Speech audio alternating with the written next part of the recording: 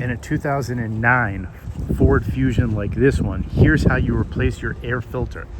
First, after you open the hood, locate the air filter box. That's this guy here.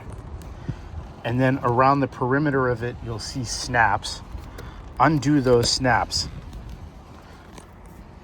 1, 2, 3.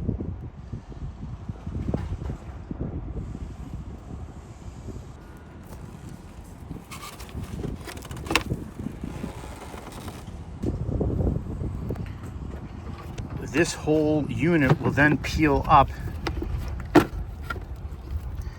There's your air filter there. And it peels out. The orange always goes on top. This one actually looks decent. I'll put an affiliate link to buy the new one. And then same thing, when you get the new one, you take the orange seal and put that up. And you just neatly lay it in there like that.